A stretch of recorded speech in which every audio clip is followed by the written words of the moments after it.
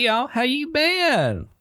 This is Dylan. I don't talk like that. Fuck you. Oh, really? Yeah. Oh, really? Yeah. You talking to me or the audience? The audience. I'm against this. I told you guys I don't want to give them free stuff. Well, that's what we're doing. We're going to be giving them some free stuff here. That is the second episode of Juan Pablo's La Ventura, his quest to find a woman who he will belittle and embarrass on a national level, and then one he will be with for, a shaky 2.5 years. But guys, there's a lot more fun stuff on Patreon. Go there, patreon.com/another podcast network. We've got another podcast show. That's where we gab and goof about stuff. PMZ, Patty's Gossipy Bitch Rag podcast. You guys are going to love that. But enjoy this second episode of Juan Pablo's La Ventura. And also, I should note, if the audio quality's a little suspect, we've gotten better at mastering and our audio sounds a little bit better. So if it's a little rough around the edges, we apologize. You're going to love it anyways. I'll handle this, Dylan. We added this effect to make it sound shitty to indicate that time has passed. This is 2014 now. Let's take us back. Who was podcasting then? We were.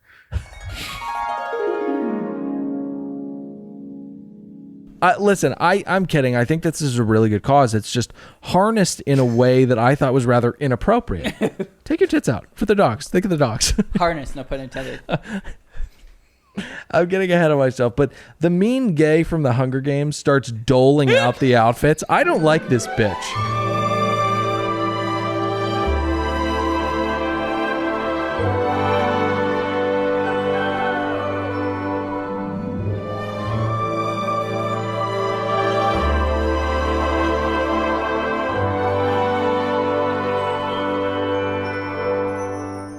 Hi, hello, and welcome to another brand spanking new episode of another Bachelor podcast. My name is Dylan. I'm settled up next to one real Nicholas Davis. What's going on, everybody? Over there is the producer of the podcast, Patrick. How are you? So good to be here. Guys, we've got episode 2 of JP season 2 breakdown.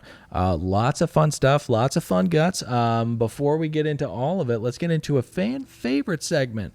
These fucking planes. I'm telling you, Burbank is just like, yeah, send them over everybody's roof. Just fucking ruin everybody's afternoon with fucking route after route after route. It shakes the house. It's Christ. We got to get into a fan favorite segment that is general thoughts. Now, if you're a new listener, Nick, do you want to explain general thoughts? It's where we give our thoughts generally on the episode. Oftentimes, we're all guilty of it. We'll slip into general thoughts on the season or the general situation, but It should be the specific episode. Got it. So let's get to it right now. Let's get to general thoughts. Pat, take it away. All right. I'm just joking around. Nick, why don't you take it?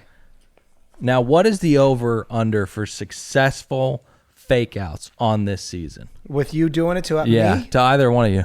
What if we retire it as a trope of our show? We can talk about the line later. Nick? I think, again, there was a purity to this episode, just like episode 1, which is crazy because they were on episode 18 or season 18, so you'd think they'd be a little bit more routine, but it seemed a little bit more improvisational. Free willy. I mean, how could they predict that Victoria was going to go off the wagon? Well, I mean, they probably could have looked at her criminal record and where she's from, her alcoholic father. Yeah, I'd bet do some digging. I'd bet dollars to know she has at least 2 Deweys. So, you're nuts? It's so weird, though, how long ago it was, 72 knots. Pat. Okay. The first half of the episode was a real snore fest. That Claire Dayton Winter Wonderland, I wanted to kill myself. I'm like, why am I even watching this? And I'm like, Funny. Oh, yeah, people are paying us to do this. You were stuff. suicidal when you were watching the show? No, I wanted to fall asleep. Oh, you said you wanted to kill yourself. I think that has to do with more him not being able to go to bars. May I finish? That's true, Nick. But then that little gem that was gifted to us, that little Victoria, that little honker with a drinking problem. I never saw that before, and I haven't seen it since. Not only was she getting drunk and getting crazy, but she was yelling at the Bachelor. Yeah, thanks, Corinne. That was a lot of fun. Fucked it up for everybody. She's the shit. So since I have kind of like a 50-50 kind of disposition on this, 50 nods. My thoughts and also my nods. I thought that this was a hoot of an episode. This Claire, I'm going to so enjoy breaking down every interaction that Claire has with Juan Pablo because there are two people who are It goes without saying it's The Bachelor, but there's something seriously wrong with both of them. I'm telling you, it's the pressure put on her by her now deceased father to give a DVD to her future husband.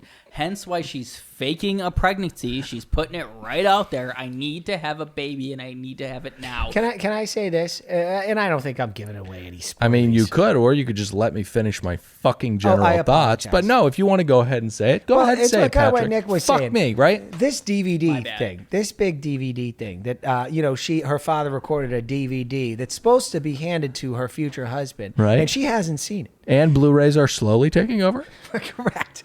Well, a lot of time has passed since Claire was on this show, and now she's the Bachelorette. That means she's probably dated some guys. Potentially, I don't know. I think 13 people have seen that DVD. Yeah. No doubt. That thing has a lot of scratches. See if I can break this title down correctly. It's The Brotherhood of the Traveling DVD of the Girl You Fucked's Dead Dad. Isn't that it? apropos, and I don't even know what that word means. You nailed it. Did I?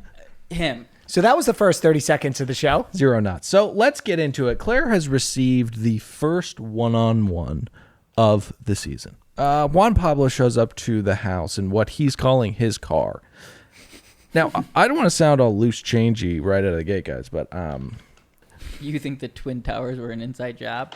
I don't want to talk about that, but there's lots of stuff that's funky. George Bush, head of the CIA, doesn't remember where he was when Kennedy happened. Nick, you know not to get him going on this. All right, so I thought he'd. all I'm saying, jerk, is I don't think the pink slips are his.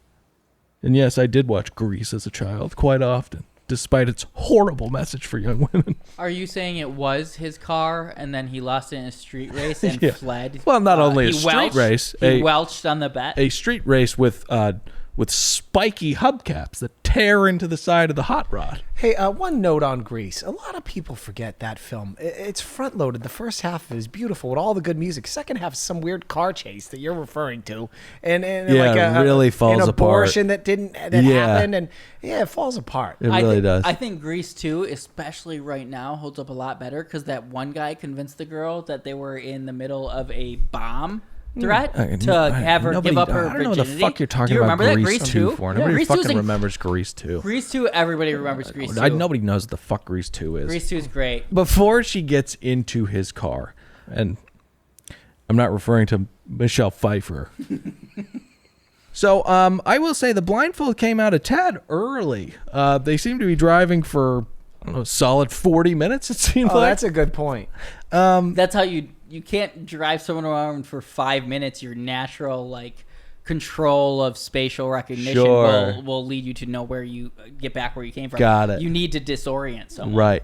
If you were trying to kidnap them and do horrible things to them at location B, but that's not the case here. Yeah. They're just going on a date. Hey Dylan, let's think more than one step ahead. They arrive at the Winter Wonderland, covered in chemical snow, which is the surprise. Hold on now, before you move on with this, I have to, guys. Did you catch something that I didn't catch? All right, so I believe Yeah, that the blindfold. We talked about it. No. 40 minutes. It's okay. So I think it's kind of summer because when the girls go out there, there's swimming pools and stuff, and girls Right. are. So it's not wintertime in Los Angeles, and I don't believe that he took 3 hours to drive her up to Big Bear. I don't think they do that. This winter wonderland, was this a extravagantly put together production of a date? No, it's a pumpkin patch in the valley, and they blew snow all over it in the after hours. And then they got fucking Kradich, or whatever his name is, to sing a couple songs. But so it is something though that they have to keep cold because she blew her breath. Well, the cold breath will happen when it's 53 degrees outside in summer. I mean, it just happens. It's fair. Name a day in the summer in Los Angeles was 50 degrees. 53 degrees at night? I think you can get down to 53 degrees at night in the summer. Highly doubtful. I think for about 4 months straight when I was shocked this could happen. It's November to March. Hold on. It doesn't happen in the I'm summer. going to attack him. Attack him. What Kill time him. is this night date happening? 3 a.m, Dylan? I don't know. Oh, shut up. Oh, stop it. You get cold in June. What's wrong with you? Especially if you're out in the desert. Now I'm flipping. Thank you. The point So aggressive. The point I'm trying to make here is this setup is insane. And to what end? Did she used to work at a snow camp or something? Like, why is they devoting so much of this activity to her? So much blindfold time. It makes no connection. Like, did her father die in a snowmobile Well, accident? let's talk about her dead father. But before we do, Claire says that he's making her feel like a kid. Jeez, how long ago was that? Back in the day when I was young, I'm not a kid anymore, but some days I sit and wish I was a kid again. The Wood. Nice. I knew it was going to be a great artist. No, that's actually a movie about Okay. the early 1990s Inglewood. Okay, so... John Singleton. Oh, really? Lesser known. Rest in peace. So Claire sees El Bachelor get into the hot tub and prays to God to control herself. Jesus, Claire. I think she was talking about fucking him in the hot tub, Dylan. Possibly. Things do kind of quiet down a little bit. It's not sexual at all. She starts talking about her father. She rattles off a lot of his attributes, to which Juan Pablo responds, okay. I don't think... Every word he says sounds the same. He's like, "Keh." My father... She was like, Kylie? My father told us that he had 3 days to live, and he didn't have that long. He actually only had 12 hours. We didn't get to say goodbye. Okay. Why are you talking about Kylie? This is about my father. So, she also adds that she has a necklace on her dad to yeah. remind her that there's something up there to believe in. Call me naive, but I believe Claire going a long way in this competition is going to lead us to a lot more of this. This was so boring. It took up the first half hour of the whole goddamn show. I know, but it's funny that she's so obsessive about it. And another highlight from this date. Obsessive about it. I think brokenhearted might be more the compassionate term. Maybe you're right. I really think you're right. Guys, I had no idea that the tradition of kind of pushing out greats like Josh Krajic to a two-person concert went back as far as 2013. This is not a joke. Just earlier this morning, I DM'd Josh Krajic to ask him if he wanted to do a 5-minute phone call about Juan Pablo's season 18 of Bachelor. I promise you that's a real story. Okay, well, Nick, I appreciate What you working happened? on the pod, but please don't do that to yourself anymore. Hey, Nick, I did a little digging, too. Last night when I was watching this episode, I had to rewind it back 3 times because I couldn't get the pronunciation of the last name. I put caption on after the first time. Then my little fingers, as I'm apt to do, went on that keyboard, started tapping away to look him up, see, where is he now? I could not find this man for the world. Like, I had, the Google, like, hates him or his name or something. Really This killed man himself. apparently didn't, I don't know, nothing came of this. Because it's so Polish, you spelt it horribly. It's Krajcik. Now, I have the spelling that I had. Obviously, we know the spelling of Josh, but the last name was Gadchet. Gad Chet. All right, let's get to the next day, please. Josh Krajic. Next day. Look out, cat, because you're about to get electrocuted. Or something like that. I think that's what the day card says. Juan Pablo is excited for this one. He says she's a dancer, and if a woman can dance, his love for her can multiply 100 times. Nice. Which is a lot. No blindfold for this date, which was reassuring to see. Kind of made me less anxious for the fate of the woman. The duct tape was also another red flag. Yeah, it was concerning, but at least we didn't have the blindfold. So they hop on a PJ and head to Utah, Do you notice where they took that private plane out of, Dylan? where marriage is done right. Where did they fly out of? Sun Air. Peters Airport, the newest Bachelor. That's where they all fly out of Camarillo. Holy cookies. That is so fucking... Kind of fun. Yeah, it is fun, and that is the closest thing out there, because it's a filthy part of Los Angeles. It's kind of, shoved out there, towards the... There's a thing in, economics called, clustering, and that's why in Silicon Valley, tech is big. like, we can't be the best there is in the world at covering The Bachelor unless we have Pat, who is this schooled in the Valley and knows where. It's not a coincidence that it's the same airport. This is right next to the mansion. Right. It's just down the road. Peter grew up there. That's why he's a pilot. It's all Listen, this is outliers. It's hard work and the perfect situation melding at the right time. People that write fantasy novels, they take world building very seriously. You don't need to hear about the texture of the walls or the hue of the spell, but it paints a tapestry that you can genuinely feel with your mind. I believe that, but I was trying to listen, but I struggled to see how that connected to what. Okay, so I had said. Juan Pablo, yikes, he does a little wardrobe change and gives her some neon digs of her own. While there is no blindfold, there's a certain amount of mystery to this date still, which seems to be a huge kink of his. Leading an innocent woman into the unknown. He seems to get very excited about that. Don't we all? I thought rave was a pretty obvious thing, but then they threw me for a loop. Well, it is part rave, part 5K. It's the electric run. And the race does not start until they start it. There seems to be a fair bit of confusion about whether to dance or run when the race begins. Quite the log jam they cause at the top. Did I say a lot of that confusion may have been caused by the by its base, MDMA, ecstasy, or Molly that's being consumed at this thing that happens in quote like the Mormon Utah every year. Like this is their time to shine. Yeah. And obviously Juan Pablo picked it because it's a perfect time to grind his hog up against people without talking to them. You think he's thick? I think that's how we've talked about. He's a club promoter. Right. It's usually no sound.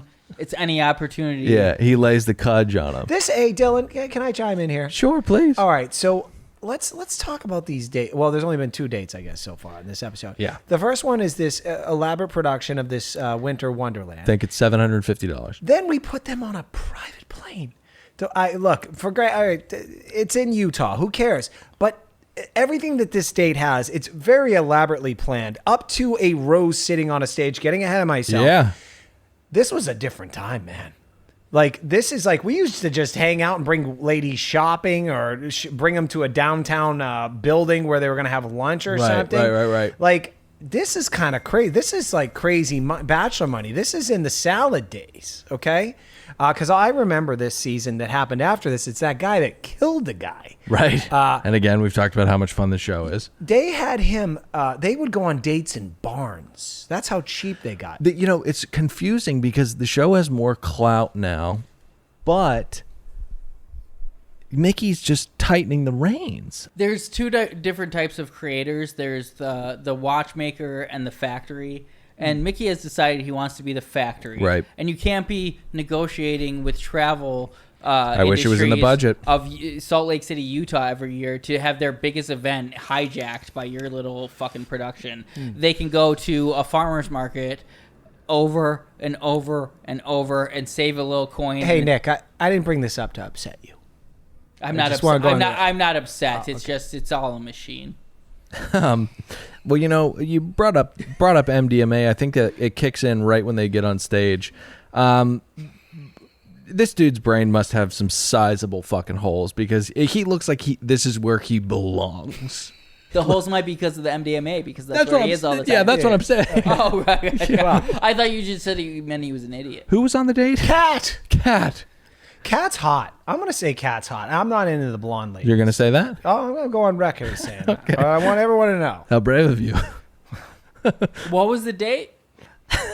I'm not kidding. Just quickly. What? I'll remember who Cat is. Which date are we talking about? What are you talking about? What date are we talking about? Have you been doing fucking MDMA? I have not. We're still on the... What? I thought we were past the rave. No.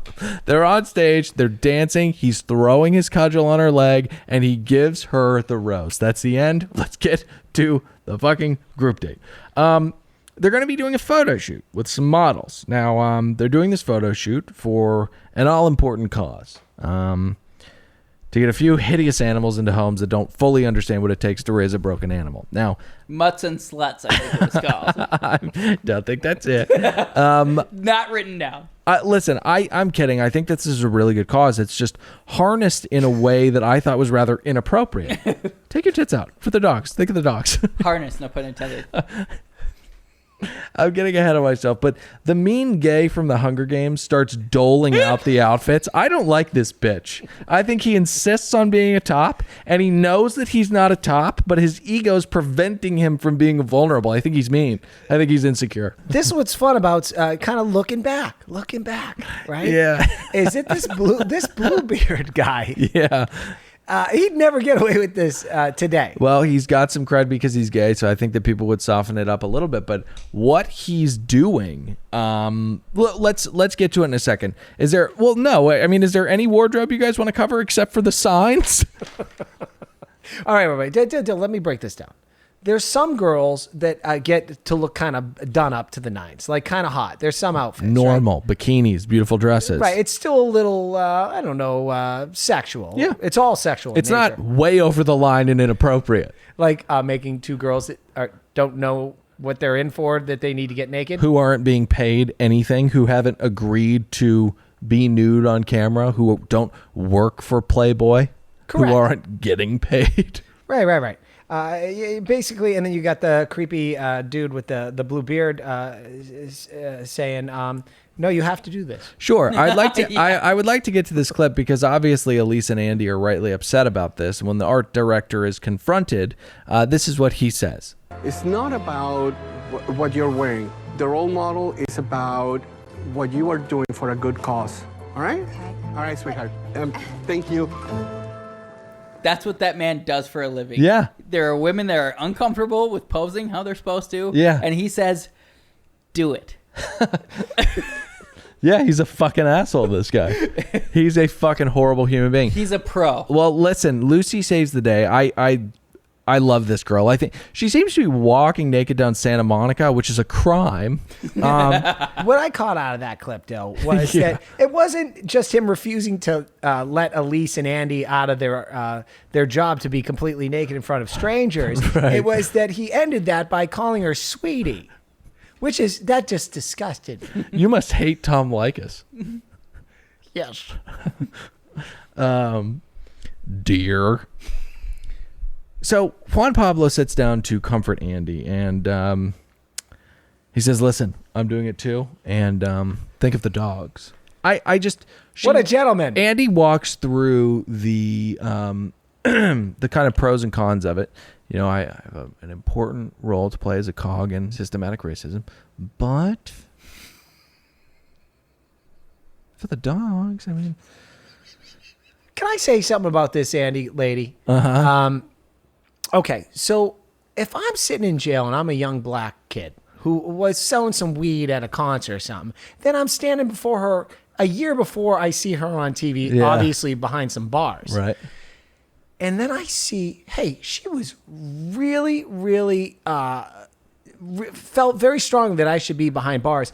And I'm seeing her mull over being naked Yeah. in front of strangers on a TV show. I'd be insulted by that. I don't get it.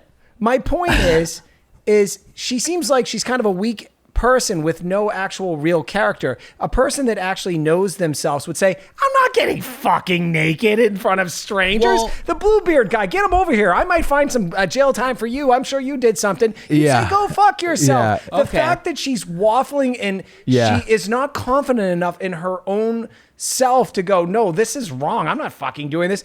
She was a person just telling a judge, hey, this kid, he should go to jail for 3 years. And also the professional commitment is not there either. Maybe because she's spreading her wings and realizing the evils that she bestows upon this earth. But imagine the job interviews after this. We found some nude photos of you on the internet. I did that for a dog adoption. Okay. Okay. Well, we'll call you. Let's get to the night date. Night date. Juan Pablo comes out in a purple V-neck sweater, which was a choice in 2013, I guess. Cassandra takes Juan Pablo aside, and she tells him that she's got a tray. Now, he loves a mom. I mean, we've talked about this before, and I think that you brought this up, Pat, or perhaps you, Nick, but I know that it wasn't me that brought it up. He finds his counterpart in another scumbag that's leaving their child. That's what it is. So, Dylan, what you're getting at is Cassandra is milling over sharing Mulling. the fact of Mulling, you milling. fucking idiot. Where am I getting milling from? Cassandra mulls over sharing with JP that she has a son named Trey. Yeah. That's an interesting name. 3-pointer. Rodney Stuckey can't shoot threes. I told you about it. Is that what you're talking about, Pat? Correct. Okay. Okay. Why mull this over? That you could utilize this, right? He has a son. You know she has a son. You know there's some other single mothers. Oh, you're there. saying lay the hand down. You've won. Yeah, why are Right. you hiding this? Yeah, I and mean- you're obviously extremely attractive. And, I'm kind of kidding about the motherhood thing because, honestly, Renee is next, and I love Renee. She's an absolute sweetheart. But we'll get to a little bit more of her later because she's going to need to try and make a certain 16-year-old Victoria feel better. Let's get to Victoria. She's beginning her very own aventura to Blackout. Everyone's like, oh, you straddled Juan Pablo, like, Victoria! if you do the Hyman maneuver and somebody's like laying down and dying, you're gonna have to straddle them. Yeah. Who's like, do I have to hop around here to get some one-on-one time, huh? Juan Pablo in the tub. She's clearly intoxicated, I think. From 100%. Yeah. Exhibit A. She goes over, and get this, El Bachelor is sitting down with one of the 24 women remaining on the show. Now, she's very upset by this. I don't know why. It's like she looked out on Stalingrad or something, and the horrors of it just immediately just destroyed her.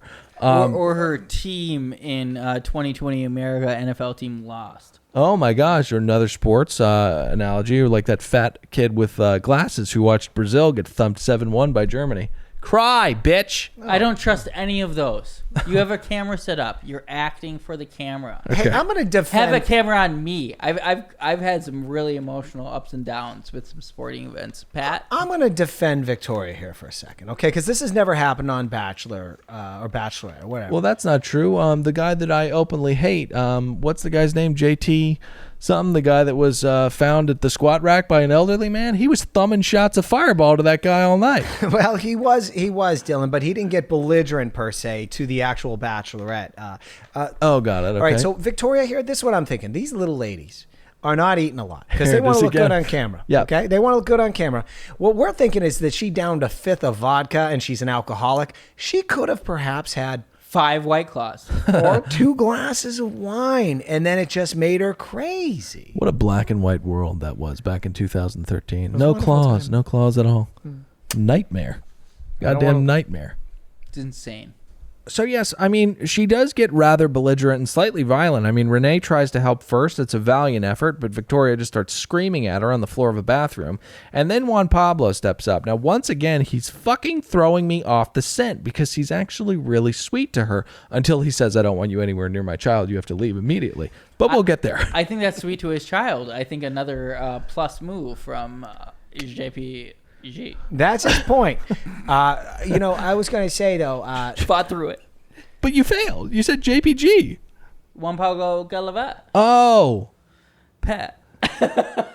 I have to tell you, Dill, we're nearing the end of episode 2, and JP is, in fact, a delight thus far. Oh, One of my my favorite God. bachelors. I Yeah. guess we'll have to see what unfolds in future episodes. Your tone implies that there's something about to change. Oh, and also the news stories about him being homophobic would imply that something's coming. But Right.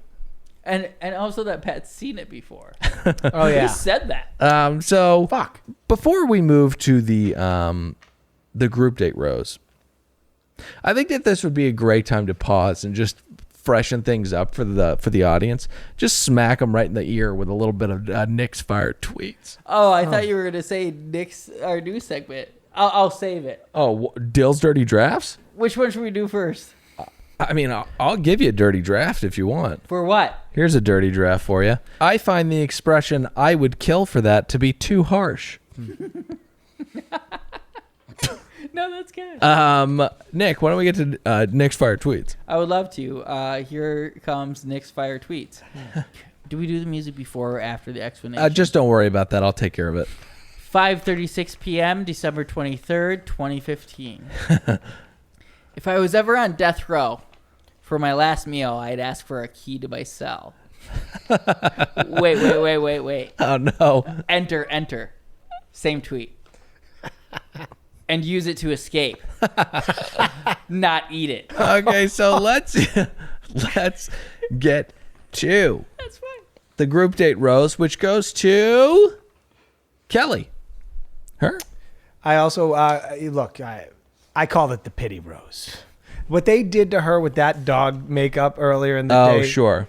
That was insulting. Yeah, it was super insulting, but I think even more insulting was forcing a girl who didn't want to get naked. Why is the rose not in Andy's hand? I don't know, but we'll handle that investigative reporting for a little bit later because we've run a little long. But we're going to now get to the next day. Next morning. Victoria was placed in a hotel room and was likely swaddled to prevent damages to herself and the hotel room. Now, Juan Pobbs heads over in the AM and she just finds a very remorseful Victoria. Sorry about last night. And I might have overreacted a little. And I guess I should apologize for setting off the crazy train. Welcome to Brazil. Strong start. Again, she seems like she's 16 years old. He sends her home because He doesn't want his kid around a filthy drunken. I think that was a direct quote. Side note, the hotel looks like the fucking Overlook. Absolutely horrifying hallways and carpeting. It really gave me the heebie-jeebies. Why are the blinds down? It's daytime. Did you guys ever see the remake of The Shining? Dr. Sleep? I don't Or the know. remake? The remake. It was on like network television. That's like in 1995 with Steven Weber from the Plane Show. Yes, I was and it gonna was say filmed that. at the same hotel that Dumb and Dumber was filmed at. We landed on the moon. Night date. Night date. JP comes in and says, hey guys, see what happens? That's exactly what that speech was. He pulls Amy aside. Were there two Amy's? Yes. Yeah. Okay, thank God. This is the Amy Adams that I'm referring to. You look at it. Hey, baby birds, you let me know. You make Dylan Patrick, look like he's you got don't eggs on know his face. you don't know who Amy Adams or this person is. Yes, I do. Do you one of them? You don't have any idea who All they right, are. who's Amy Adams? Give me movies you think she's in. Wasn't she in that horrible science fiction movie that came out like 3 years ago that everyone said It wasn't a horrible. It was different. Box No, with fucking Jim. no, it was about language. Yes, it was. Yes, it was about language. What was it So called? that was her. I don't remember it. It's not the one with Jim Halpert. What? The scary movie. He was in like a box. Or No, that's Emily Blunt, and it's a scary movie. It was in a box. What kind of... The Arrival. What? The Arrival. But you're talking about A Quiet Place, and the clue you're giving to people for A Quiet Place is Jim Halpert was in a box? What the fuck is wrong with you? I guess that could describe his career as a salesman in The Office as well. Sure, but what about the monsters who are attracted to noise and they kill? What about any of that? Have not seen the movie. Where he had a beard would be my differentiator between that and The Office. All right, it's a very good Anyway, film. that's Amy Adams, and that is this girl on this particular conversation, the newscaster. She does a impromptu, let me interview you like I'm out on the job as a news out on the beat. This is Amy Long live at the Bachelor Mansion, sitting here with this season's Bachelor, Juan Pablo. Hello, Juan, and how are you this evening? I'm doing pretty good, Amy. How are you? Quite well, quite well. Thank you so much for joining me this evening. Now, I did happen to notice you made special time for one lady in particular this evening, and you seem to be hitting it off quite well. Do you have anything to say about this mystery woman? Well, her name is Amy. She's very pretty, very funny, and she's got a nice smile. She sounds wonderful. We can't wait to hear more about your evening tonight. Okay. For now, back to you in the studio. Look at you. What do you think? Very good. She's really sweet, but this was essentially, it's raising a muzzle. I mean, this is so awkward. Talladega Nights. Oh my God. All right. Charlene is up next. She apologizes for calling him sir all those times. And I think that was needed.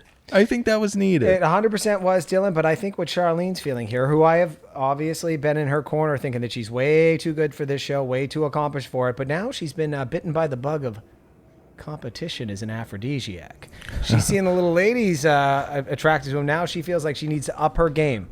That was a nice little lesson that nature taught her there. Oh, wow. She's got to get a better fucking attitude on, or kick her the hell out of here. Okay, well, Cassandra is having a tough time missing Trey, and the producers don't help by handing her pictures of her son. Mickey's just out on the balcony. He slides out. Cry. Renee once again comes to the rescue. I mean, she's the mom of the house. She's the Dr. Phil of the house. I love her. She's the consummate shoulder to great. cry on. Like, I'm just thinking she's trying, like, I don't know. She's trying to edge her game here by getting in everybody else's ear, learning what their strengths, their weaknesses are. Stop it. What a cynic you are. Well, I don't know. Either that or both. They both bond over being horrible parents. I don't know. Okay. I think it was a little bit of that for this particular one, but she does seem to stick her nose in wherever drama is involved. And I do think it's a little bit what Pat was saying, because it was before 48 Laws of Power really became prevalent, because she's putting herself too at the forefront. Yeah. She thinks she's being Machiavellian, but really she's just like waving a bunch of red flags and will be gone if the 10-year-old son wasn't enough. Okay. So JP finds them. Oh, boy. And when he sees the two of them kind of in each other's arms, in a rather creepy manner, he says, the moms. Hey, Del. Yep. What he does is he comforts both of them. He promises he won't keep the two reckless mums around to stay if he believes there isn't something there. Okay, so let's get to the rose ceremony, Pat. I'm going to need a fucking roll call. All right, you want a roll call? Yes, please. All right. Look, I just want to say this before I do the roll call. I'm still getting to know these ladies, and I don't want this roll call to be wrapped around their aesthetic. Yeah. Here we go, roll call, Cassandra, whatever he called her, Cassandra, a win for her heart tonight, but I can't say the same for her son. Okay, Nikki, Andy, Elise, obviously wore sunglasses all day, or sunbathing, because now she looks like a raccoon. Charlene, still too good for the show. Renee, a win for her heart, but I can't say the same for her son. Danielle, I thought hair straightener would help my sexual attraction to you, but it turns out not so much. Hit the blow dryer. Lucy Goosey, definitely a producer pick. She's only here to have fun. Allison, Chelsea, Lauren, the cute Jewish girl. Christy, the basic blonde. No clue who she is. Who's Christy? Guys, who's Christy? Well, you just said. No idea. I don't know I can't put a face to her name. You just said it. Oh, okay. You want to know who goes home? Yes, please. Amy Adams and Chantel, the condescending black girl. Oh, okay. Andy, destroying young black men's lives. There we go. All right, that's it for us. We will be back very soon for the third episode of JP's Aventura. Remember, hop in the iTunes ratings and reviews. Please leave 5 stars if you can. If you have qualms, just write them, but just leave 5 stars. And if you don't want to write anything, just hit 5 stars and walk away. We are nearing the part of the season where Pat will pick a number, and if we do not hit said number, he will quit the show. And he's been talking about doxing people. He's learned more about the internet. Still not a lot, but I think that if he focuses, he can really accomplish something. So look out for that. Have fun with that. That's coming up. We'll see you next week. Join us on Facebook at Another Bachelor Podcast and on Patreon at Another Podcast Network. Bye to everybody. Can I say goodbye too? Yeah, say goodbye now. All right, bye.